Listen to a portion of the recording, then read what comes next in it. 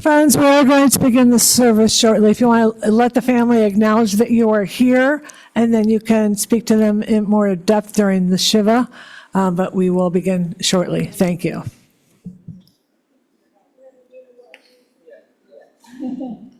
Oh, there's still names. Any more pallbearer names?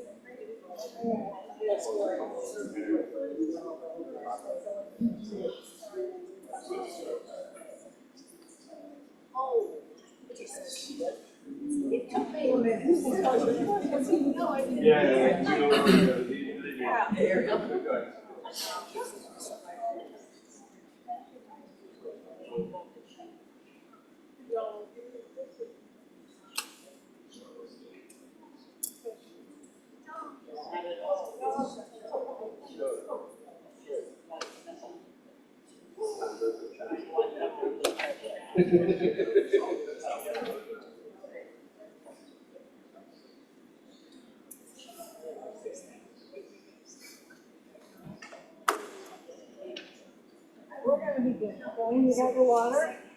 You got clean eyes? Okay.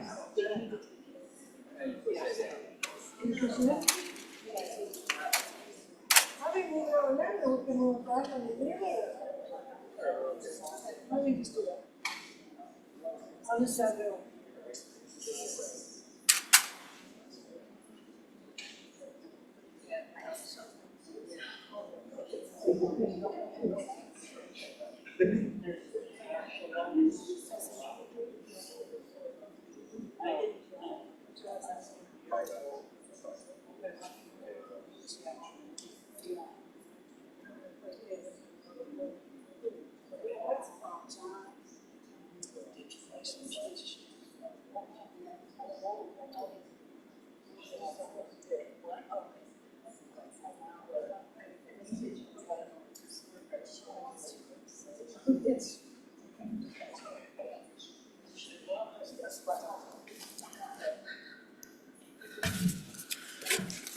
Friends, we are going to begin the funeral service for Mr. Jeremy Kroot. If you have a cell phone, I'd ask you kindly to place it in the silent mode or turn it completely off at this time. I'd also like to welcome friends visiting us via live stream. On behalf of the family, thank you for attending. And services will be conducted by Rabbi Jonathan Greenberg.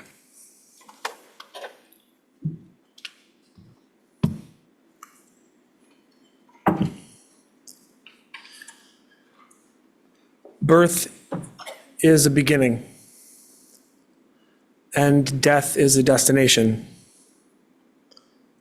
and life is a journey, a going, a growing, from childhood to maturity and youth to age, from innocence to awareness and ignorance to knowing, from foolishness to discretion, and then perhaps to wisdom, from weakness to strength, or strength to weakness, and often back again, from health to sickness, and back, we pray, to health again, from offense to forgiveness, from loneliness to love, from joy to gratitude, from pain to compassion and grief to understanding, from fear to faith, from defeat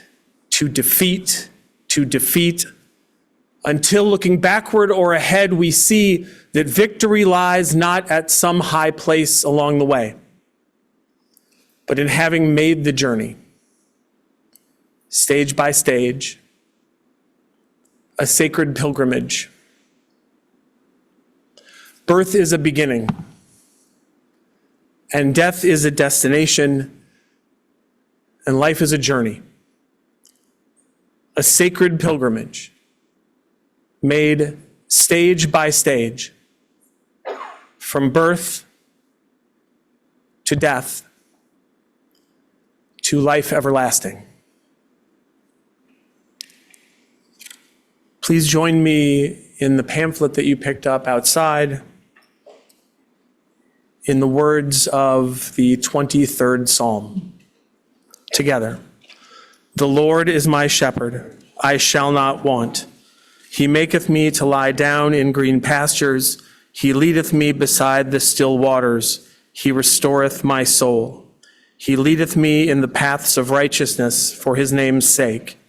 Yea, though I walk through the valley of the shadow of death, I will fear no evil, for thou art with me. Thy rod and thy staff, they comfort me. Thou preparest a table before me in the presence of mine enemies. Thou anointest my head with oil. My cup runneth over. Surely goodness and mercy shall follow me all the days of my life, and I will dwell in the house of the Lord forever. It is a beautiful spring day outside. It's a perfect day for a baseball game, and I think Jeremy would probably want me to tell you that first pitch tonight is at 4:40. It was, of course, Jeremy's dream to have an apartment in Wrigleyville and have season tickets, and that's where Jeremy should be tonight and not here. But instead, we find ourselves here. So we'll hear remarks now from Jeremy's brother, Aaron.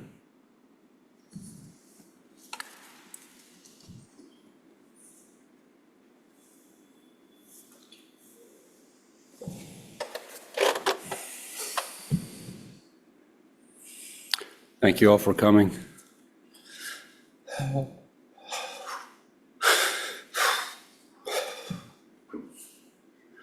started to write a few things to tell, stories, what to talk about, what to say about Jeremy. There's too many. Everybody's got a Jeremy story. They're all great. He was a great person. He had a huge heart. He was a great baby brother. Let me beat him up sometimes.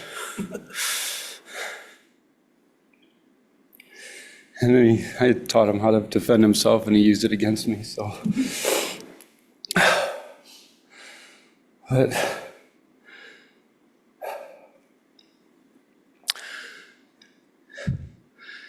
he really touched a lot of people, and this room goes to show that. And a lot of people touched a lot of people.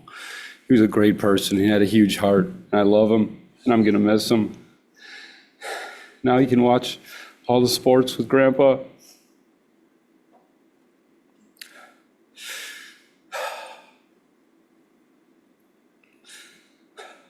I love you, bro. I'm gonna miss you.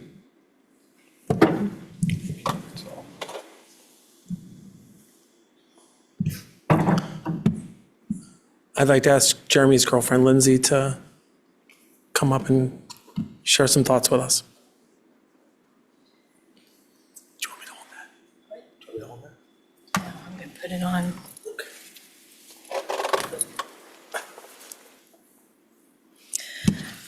I found my anniversary present, and I thought I'd wear it. I thought he'd like that.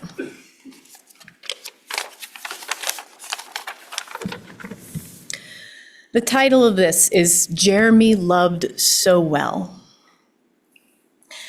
I wish I had an entire day to stand up here and tell you the wonderful memories I shared with Jeremy about our adventures to places like Door County, Arizona, and New Orleans. Our love of weekend mornings laying in bed holding each other with my cat sprawled at our feet. That is until Jeremy's stomach would grumble and I would cook breakfast and we would watch reruns of Unsolved Mysteries. Until we had enough energy to pursue the adventure of the day. Some of our fondest adventures include attending sporting events such as Cubs, Bears, and Bulls games. Even though he had buddies who he could go with, he always wanted to bring his girl with him. and we always had the best time. We had an entire little world, our own language of one-liners and nicknames.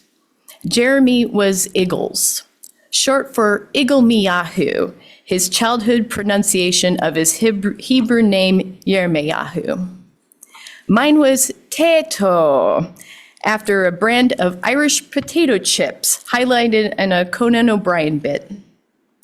He loved being a couple and doing coupley things together. When we went out, we would immediately find each other's hands, or he would offer his arm like a gentleman, and I would accompany him as his lady. We loved to do jigsaw puzzles together. There was something about the time working together as a team to accomplish a goal that solidified my confidence that we were ready to take it to the next level with our relationship. We had plans to move in together in August, and were actively discussing combining our lives and finding our perfect first home together. We even discussed marriage, more as an eventuality than a hypothetical situation. There was a whole life we were planning on together that stretched out for many years, in which we would grow old together. But what I really want to talk about is the character of this man. He had an extraordinary capacity for love and was fearless in showing how he felt about those he loved the most. One of the things that made me fall in love with him was his friendship with Nick and Ivory. Their emotional intelligence, vulnerability, and support for one another made me realize what a brave man Jeremy was.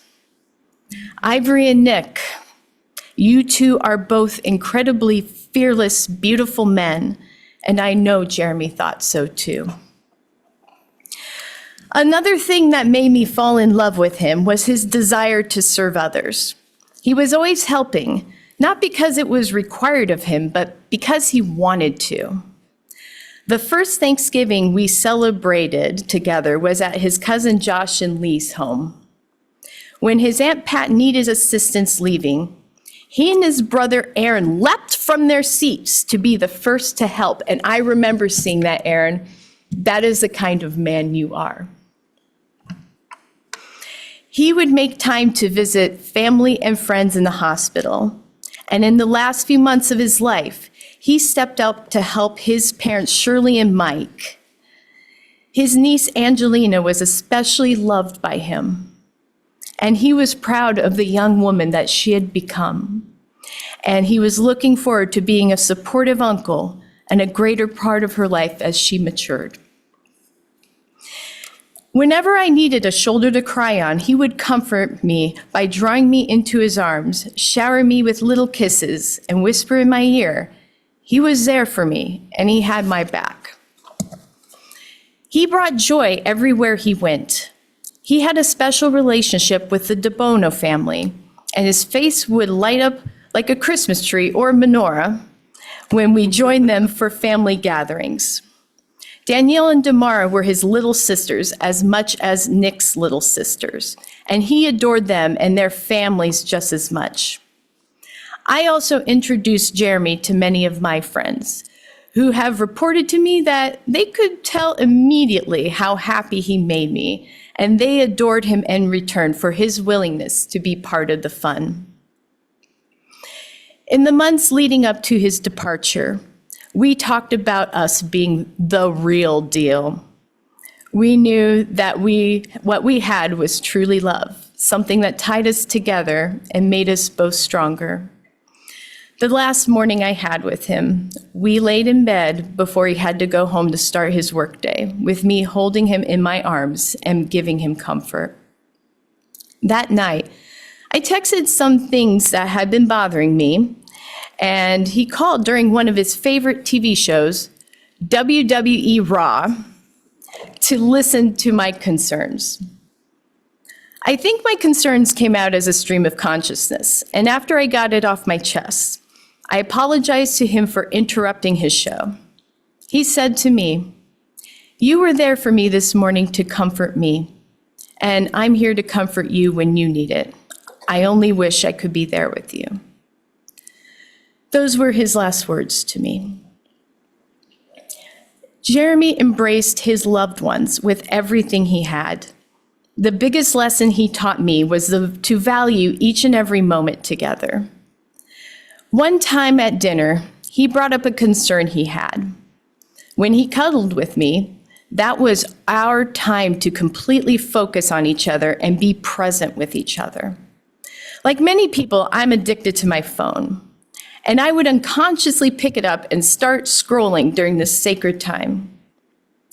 He gently asked me if I could work on putting the phone down on the table and focus on being in each other's arms.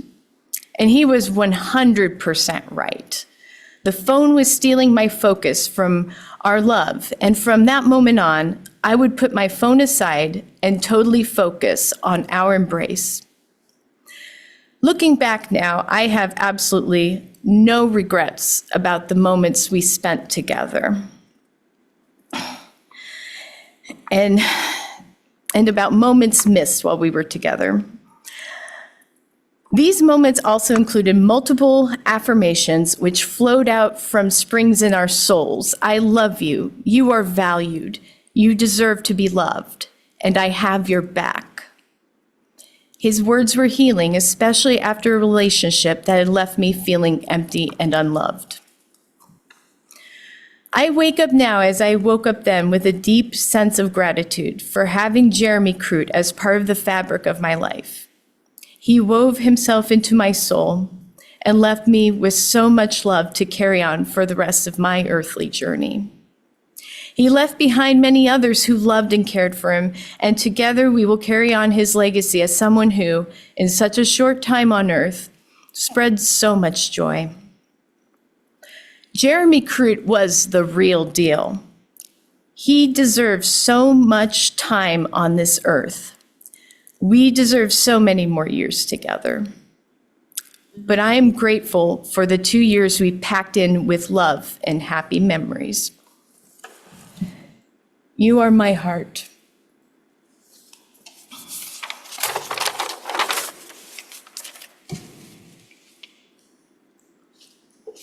Lastly, we'll ask Aaron's girlfriend, Simone, to give a few remarks. So, guys, I don't have anything written, but what I did want to do is just say thank you to this family, because for 14 months, I've had the best time getting to know the Kroots. Jeremy and these people here have given me a crash course in Jeremy stories. I mean, literally a crash course. I know everything from his spleen incident to his Wrigley incident to his I can't stand Aaron incident, right?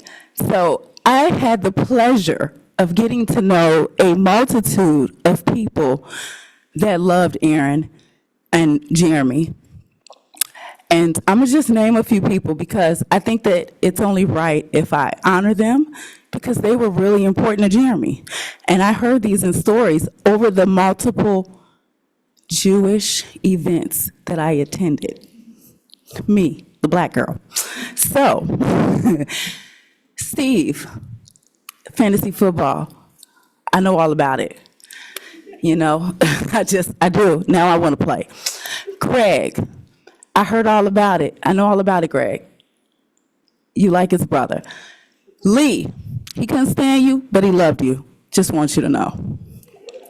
Tom, and the second wife or the third wife, because all these men who had wives, they were Jeremy wives too. I just want you all to know that.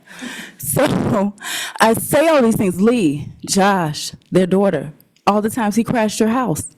I heard about it. I just want you all to know that when you get to join a family, you get to learn all the stories, all the good stories, all the memories. And that's what today is about, right? It's about the stories and the memories of somebody that we love. And I say thank you to everybody in this room because I had the pleasure of 14, 15 months with this great man, his beautiful girl, his wonderful parents, and his great niece, and all of his friends. Thank you.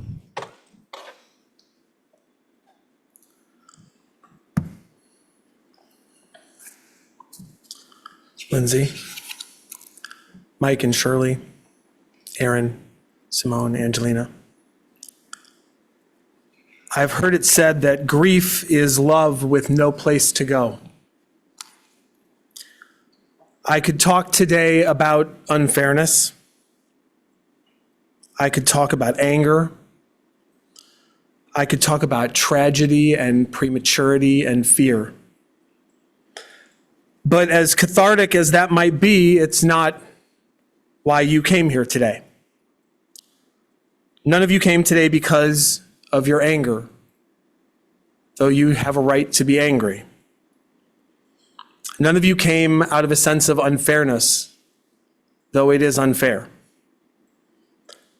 None of you came because of your fears about the fragility of life, though life is fragile, and that is scary. And whether or not you know it, you're also not here for me to tell you that it's all part of God's plan or that God doesn't give us more than we can handle, or any of the other platitudes that I could throw at you. I don't believe those are true. We all know that sometimes people get more than they can handle. And I don't want to imagine a grand plan that requires Jeremy taken away from us. No, that's not why you're here. You're here because you loved Jeremy. And your love has no place to go. So you brought it here to share with each other, which is exactly what Jeremy would have wanted. Jeremy Kroot was born in Chicago on August 5th, 1978. Mike and Shirley and Aaron at the time lived in Schaumburg.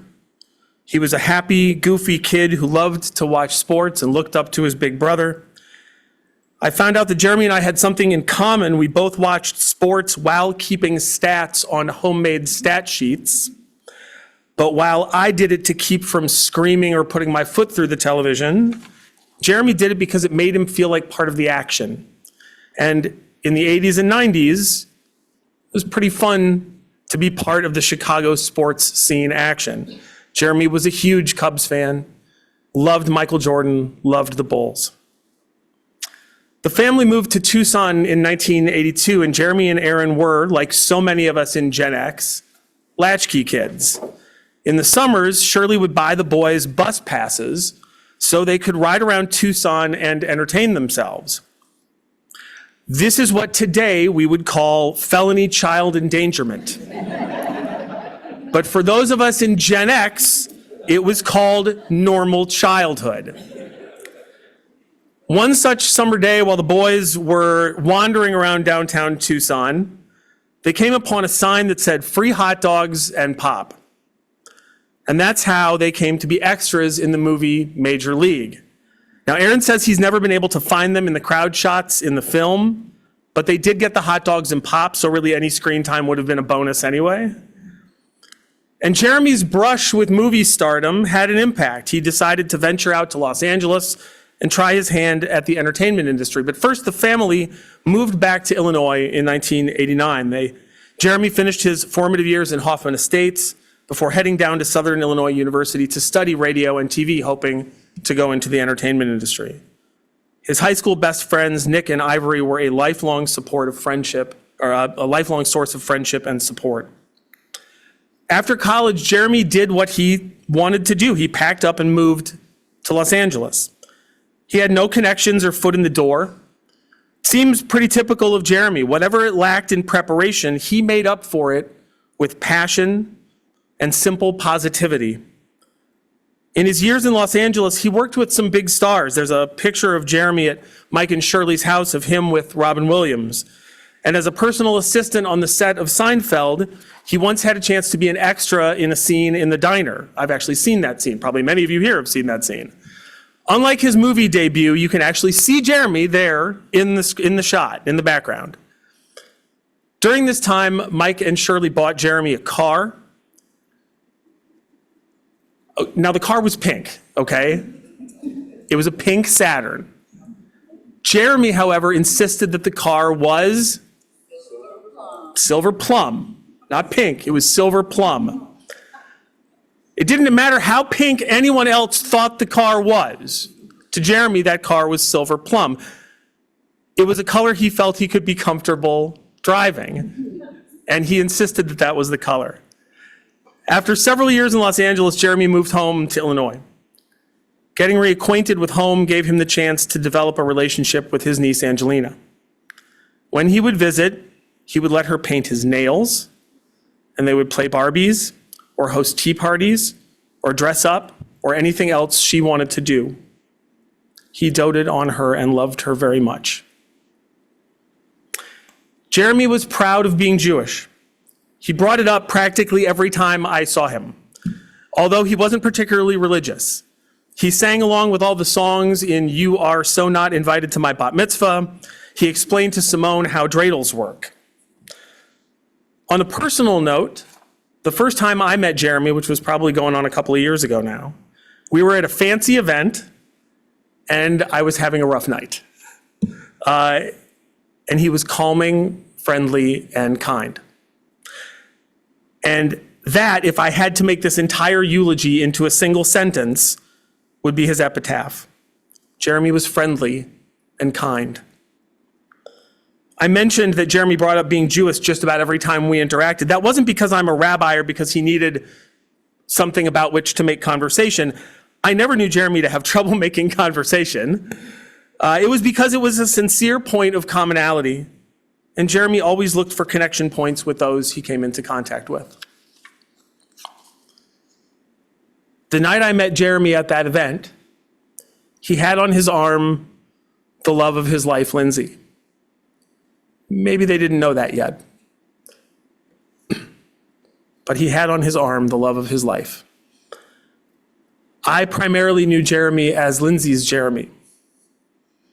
And I best took the measure of him by the impact he had on her. And he made her so happy. Lindsay said to me earlier, and she told you all a few minutes ago, that Jeremy loved so well, that he was, unlike many men, able to express and own his feelings. All you had to do was spend a few minutes with the two of them to know that what they had was the real deal, and I wrote that before you said it. Grief is love with no place to go. So let us make a place among ourselves. Not a physical location, but a sacred community of mingled sorrow and sympathy. And let our love for Jeremy exist there. We commend unto its creator the soul of Jeremy Kroot. His memory will be a blessing to all of us. I ask you to please rise. For El Malei Rachamim,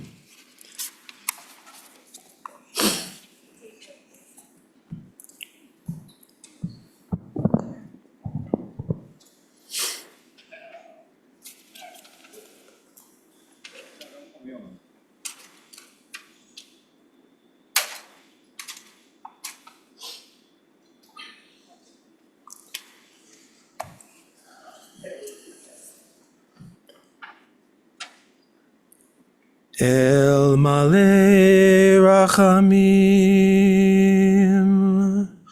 Shochein Bamromim,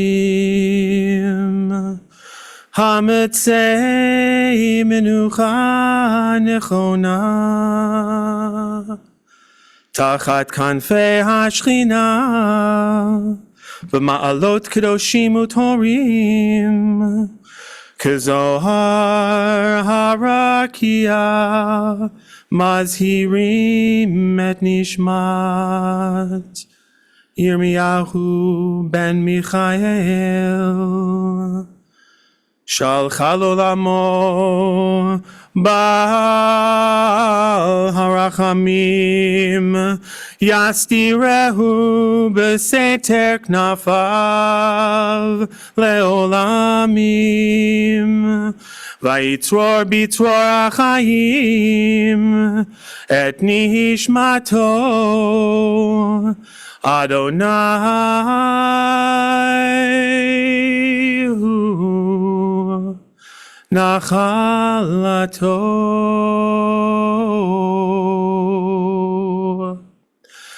Ve'yanuach b'shalom. Ve'yanuach b'shalom. Ve'yanuach b'shalom. Ve'nomar Amen. Please be seated.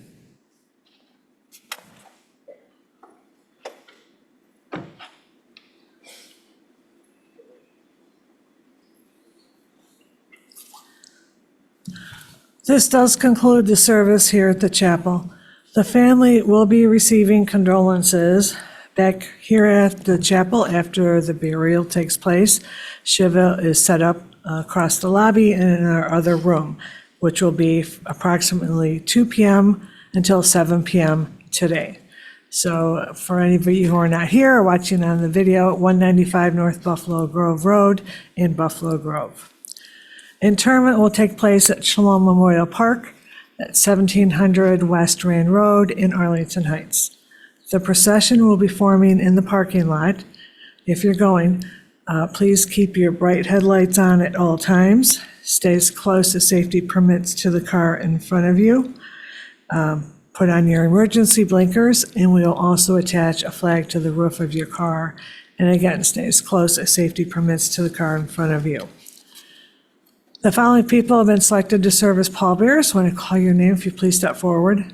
Jonathan Greenberg, Josh Ferstein, Tony Alcala, Chris Kubiak, Steve Kalbach, and John Lockland. At this time, I would ask that everyone please rise, and the pallbearers please step forward.